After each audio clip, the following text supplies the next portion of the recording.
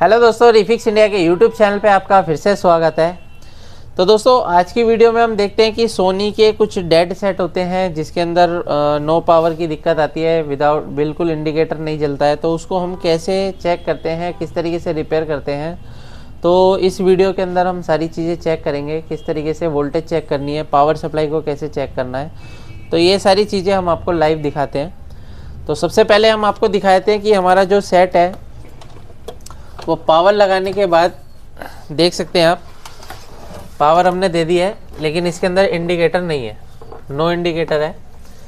और अभी ये सेट हमारा डेड कंडीशन में है। तो सबसे पहले हम ये चीज़ देख लेते हैं कि हमारी जो पावर सप्लाई है उसकी क्या कंडीशन है, क्योंकि जब भी हमारे पास इस तरीके के सेट आते हैं तो पहले हमारे को क्या चीज़ चेक करनी होती है, पावर सप्लाई। क्योंकि पावर सप्लाई ख़राब होगी तो सेट ज़्यादातर डेड होता है, ठीक है ना।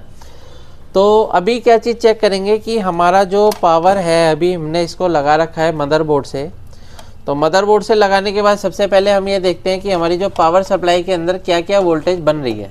तो अगर हम यहाँ पे देखते हैं तो यहाँ पे मैं अगर देखता हूँ तो मेरे को जो 12 वोल्ट की सप्लाई है वो यहाँ से जब हमारे इस मदरबोर्ड के अंदर आती है, तो अगर हम यहाँ पे देखते हैं तो ये 12 वोल्ट की सप्लाई हमारी बन रही है। अब ये 12 वोल्ट की सप्लाई कब बनती है, जब हमारे मदरबोर्ड के प्रोसेसर के साथ पावर सप्लाई का कम्युनिकेशन ओके होता है, तभी हमारी ये पावर सप्लाई 12 वोल्ट की सप्लाई बनेगी। इनकेस अगर हमारे प्रोसेसर के साथ पावर सप्लाई का कम्युनिकेशन नहीं होगा तो आपकी खाली स्टैंड बाई वोल्टेज बनेगी, 12 वोल्ट आपकी नहीं बनेगी। अभी देख लेते हैं कि इन्वर्टर के लिए जो वोल्टेज बनती है, इन्वर्टर के लिए देखिए 24-25 वोल्ट की सप्लाई है, वो भी ओके है। इसका मतलब कहने का ये है कि भाई हमारी जो मदरबोर्ड है वो काम कर रहा है, एक तरीके से ये भी कह सकते हैं, और पावर सप्लाई भी काम कर रही है, ये भी कह सकते हैं। लेकिन हमारे को क्या है कि मदरबोर्ड को प्रॉपर ऑन होने के लिए क्या क्या चीज़ की ज़रूरत होती है, जैसे हाँ और 1.8, 1.2, ठीक है, हाँ ये सारी वोल्टेज इसको चाहिए, तब जाके हमारा मदरबोर्ड प्रॉपर तरीके से ऑन होगा।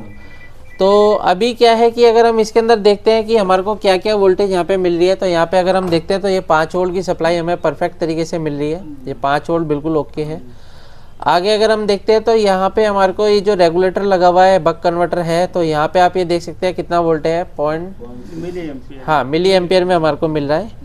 आगे अगर हम देखते हैं तो इस वाले रेगुलेटर के अंदर देखोगे तो ये भी वोल्टेज हमारा 1.8 वोल्ट भी ओके है। तो 1.8 मिल गया, 5 वोल्ट मिल गया। अभी बेसिकली सीपीयू को स्टैंड बाई में आने के लिए जो वोल्टेज चाहिए वो चाहिए 3.3 वोल्ट। तो मुझे ये चीज़ कंफर्म करनी है कि मेरा जो ये बक कन्वर्टर है ये ख़राब है या सही है। तो यहाँ पे आप ये देख सकते हैं 1.2 वोल्ट के अराउंड यहाँ पे वोल्टेज मिल रहा है, जो कि हमारे सीपीयू की कोर वोल्टेज होती है। क्या होती है, सीपीयू की कोर वोल्टेज होती है, जिससे सीपीयू हमारा वर्किंग में आता है, ठीक है ना। स्टैंड बाई में किससे आता है, 3.3 वोल्ट से। वर्किंग में किससे आता है, 1.2 वोल्ट से, ठीक है ना। बाकी रैम यहाँ पे लगी है तो रैम की वोल्टेज हमारी 1.8 वोल्ट ये बन रही है, ठीक है।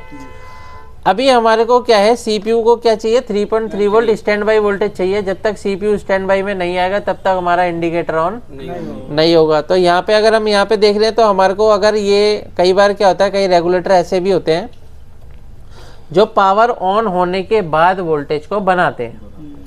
लेकिन अभी मुझे ये चीज़ कंफर्म करनी है कि भाई ये जो रेगुलेटर है ये पावर ऑन होने के बाद ऑन होगा या पहले ऑन होगा। तो वो चीज़ हम कैसे कंफर्म करेंगे, तो जैसे ही मैं यहाँ पे कोयल पे लगा रहा हूँ, तो कोयल पे लगाने के बाद आप यहाँ पे देख सकते हो, यहाँ पे जो वोल्टेज है पॉइंट क्या आ रहा है, मिली एम्पियर में यहाँ पे आ रहा है। लेकिन अगर ये ऑन होने के बाद बनता तो यहाँ पे मिली एम्पियर भी नहीं आता, ठीक है ना। इसका मतलब ये है कि यहाँ पे इसको ऑन होना चाहिए। हो सकता है हमारा रेगुलेटर ख़राब है, हो सकता है हमारे रेगुलेटर के अंदर वोल्टेज नहीं जा रही है। तो आउटपुट तो हम चेक कर रहे हैं, आउटपुट हमारे को सफिशिएंट नहीं मिल रहा है। सफिशिएंट कितना, 3.3 वोल्ट। तो अगर हम इनपुट में देखते हैं तो इनपुट में देखोगे तो सोनी के बोर्ड के अंदर क्या होता है, जहाँ जहाँ पे भी 12 वोल्ट की सप्लाई जा रही है, इसके अंदर जहाँ जहाँ पे भी 12 वोल्ट की सप्लाई जा रही है, सब जगह क्या लगा होगा, एक फ्यूज लगा होता है। तो जैसे कि अगर आप यहाँ पे देखोगे 5 वोल्ट के बक कन्वर्टर के पास में फ्यूज लगा हुआ है, जैसे कि आप यहाँ पे देख रहे हैं, ये देखो ये फ्यूज लगा हुआ है, फ्यूज आउटपुट कर रहा है। ये हमारा कितना वोल्ट आ गया, 5 वोल्ट आ गया। यहाँ पे देखते हैं फ्यूज के ऊपर हमारा वोल्टेज कितना मिल रहा है, 5 वोल्ट मिल रहा है। लेकिन ये देखेंगे यहाँ पे देखो हमारा कितना वोल्ट मिल रहा है, मिली एम्पियर में मिल रहा है, यानी कि हमारा क्या है, फ्यूज ओपन हो गया। अब ये फ्यूज ओपन हो गया तो किस वजह से ओपन हुआ ये चीज़ भी चेक करनी है, ज़रूरी नहीं है सीधा आपको शॉर्ट नहीं करना है। पहले हम क्या करेंगे, पावर निकालने के बाद हम क्या चीज़ चेक करेंगे, ये देखते हैं कि इसके आसपास के जो पीएफ लगे हुए हैं, ये पीएफ तो शॉर्ट नहीं होगा जिसकी वजह से ओपन हो गया हो, ठीक है ना। यहाँ पे ये चीज़ भी चेक करनी है, ऐसा नहीं है कि आपका पीएफ वो शॉर्ट हो गया, एक्साइटमेंट में क्या कर दिया, शॉर्ट कर दिया।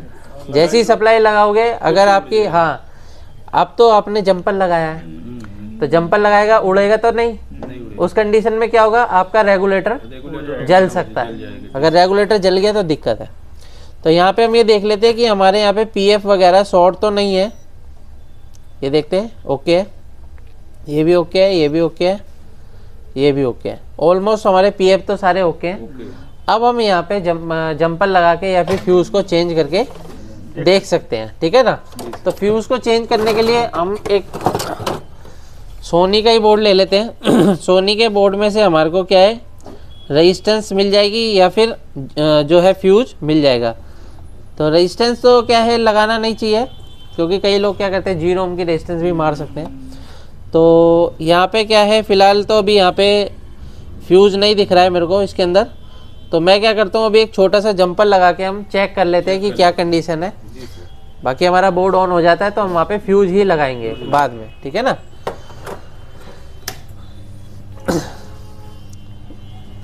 यहाँ पे हम इसको क्या करते हैं,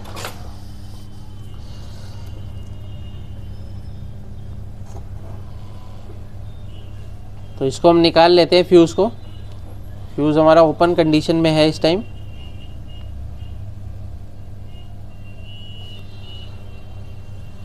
तो जब भी किसी भी बोर्ड के अंदर क्या है, डेड कंडीशन आती है, ज़रूरी नहीं है चाइना, सोनी, सैमसंग, एलजी कोई भी बोर्ड हो, वोल्टेज ये ही चलेगी, ठीक है। ये देखो, ये निकाल दिया मैंने, ठीक है। अब इसकी जगह हम क्या करेंगे, जंपर मार के चेक करते हैं। तो एक यहाँ पे आयरन ले लेते हैं,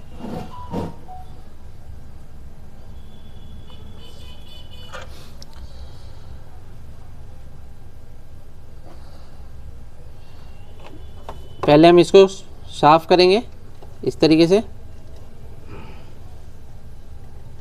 जंपर भी लगाना होता है तो फिनिशिंग से जंपर लगाना है, ऐसा नहीं है कि प्रॉपर तरीके से लगाना होता है।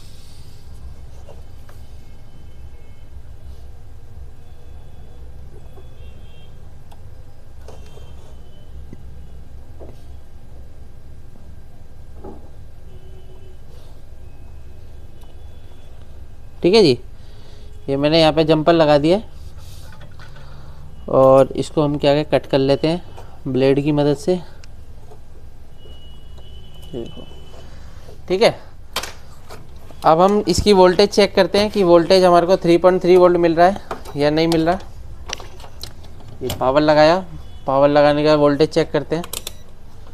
देखो यहाँ पे 3.3 वोल्ट की सप्लाई आ गई और 3.3 वोल्ट हमारा बिल्कुल परफेक्ट है और स्टेबल है, ठीक है ना। यहाँ पे कोई भी फ्लक्चुएशन अगर हो रही है तो तुरंत आपको क्या है, बक कन्वर्टर को बदलना है, ठीक है ना। अभी हम देखते हैं कि हमारे सेट की क्या कंडीशन है। तो सेट हमारा ये देखिए ऑन हो चुका है। यहाँ पे आप नो सिग्नल देख सकते हैं। पावर निकाल के लगाओ एक बार, ये लो लगाओ। यहाँ पे आप ये देख सकते हो, ये इंडिकेटर भी आ गया है, पहले नो इंडिकेटर था, ठीक है ना। सोनी लिख के आ गया। हमारा सेट बिल्कुल परफेक्ट तरीके से ऑन हो चुका है। तो इस तरीके से आप किसी भी सेट को आसानी से रिपेयर कर सकते हैं। वीडियो आपको पसंद आए तो वीडियो को लाइक करें, शेयर करें, कमेंट करें। अगर आप भी एलसीडी एलईडी टीवी रिपेयर की ट्रेनिंग लेना चाहते हैं तो नीचे दिए गए कॉन्टैक्ट नंबर पर कॉन्टैक्ट कर सकते हैं। Thank you friends.